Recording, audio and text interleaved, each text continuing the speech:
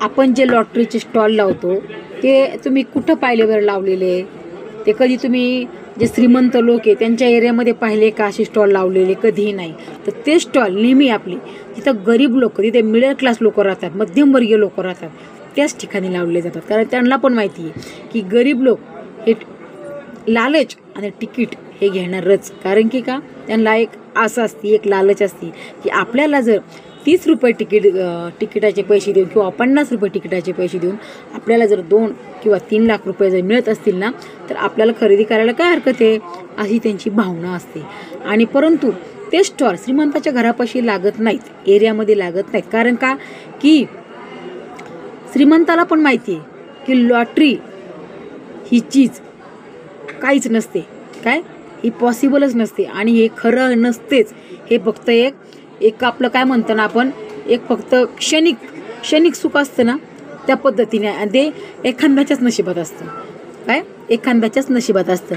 म्हणून लॉटरी चीज ही काय खरी नसते, त्यांना पण माहिती आहे. जे मेहनतीने आपण कमवतो ना, ते लॉटरीपेक्षाही दुप्पट असतं, त्यांना माहिती आहे. परंतु आपल्या गरीब लोकांना ते माहीत नसतं, तेवढं मॅनेजमेंट आपल्याकडे नसतं. म्हणून आपल्याकडे लालची नाही आपण ते तिकीट खरेदी करतो. परंतु आपल्याकडे जर पैसे आले तर आपण काय म्हणतात ना, मॅनेजमेंट नसल्यामुळं ते एका वर्षामध्ये खतम होऊन जातं.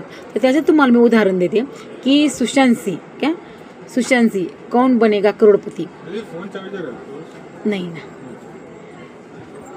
सुशांत सिंह कौन बनेगा करोडपती या सिरियलमध्ये त्याने 5 करोड रुपये जिंकले होते. किती? 5 करोड रुपये जिंकले होते. परंतु 5 करोड रुपये त्याला 5 वर्षातही टिकवता आले नाही. कारण का? कारण पैशाची मॅनेजमेंट म्हणजे काय हे त्याने कधी शिकलेलंच नव्हतं. अचानक जर आपल्याकडे पैसा आला तर आपण त्याचं काय करायचं हे आपल्याला माहीत नसतं. म्हणून पैशाची मॅनेजमेंट म्हणजे काय, तर जसं आपण 1 रुपयाची बचत करतो त्याच पद्धतीने आपण 1 करोड रुपयेसुद्धा बचत करू शकतो. फक्त आपल्याला पैशाचे मॅनेजमेंट हे करता आलं पाहिजे.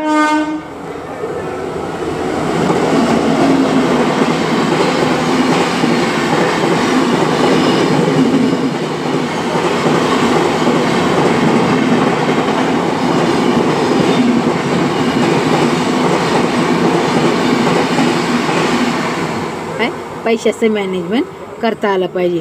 आणि दुसरं उदाहरण म्हणजे UK $8 मिलियन एक कारपेंटरलाच लॉटरी लागली होती. परंतु त्याला एका वर्षामध्ये सुद्धा टिकवता आली नाही. कारण का की पैशाचं जजमेंट आणि मॅनेजमेंट हे त्याला कधीही जमले नाही. म्हणून आपल्या भारतामध्ये कमीत कमी 100% म्हणजेच 100%पैकी फक्त 60% असे लोक आहेत की ज्यांना पैशाचे मॅनेजमेंट जमते आणि 40% असे लोक आहेत त्यांना पैशाचे मॅनेजमेंट बिलकुल जमतच नाही. काय बिलकुल जमतच नाहीत. म्हणून आपल्याकडे कधीही असे 1-2 लाख रुपये आपण भावनिक होऊन जातो, आनंदित होऊन जातो आणि त्याच उत्साहामध्ये आपण ते खर्च करून टाकतो. तसं श्रीमंताचं नसते, त्यांच्याकडे 1 लाख रुपये येऊ द्या किंवा 1 करोड रुपये येऊ द्या किंवा अब्ज रुपये येऊ द्या, त्यांच्या चेहऱ्यावरती हावभाव काही नसतात आणि ते मॅनेजमेंट त्यांना माहीत असल्यामुळे 1 रुपयापासून तर करोड रुपयापर्यंत कसं करायचं हे त्यांना माहीत असतं. म्हणून आपल्याकडे जर वर्षातच किंवा लॉटरीचं तिकीट लागून जर आपल्याला 1.5 करोड रुपये भेटले तर आपले 1.5 करोड रुपये दुसराच कोणीतरी घेऊन येऊन आपल्याकडनं घेऊन जाणार, ते आपल्याला सुद्धा कळणार नाही.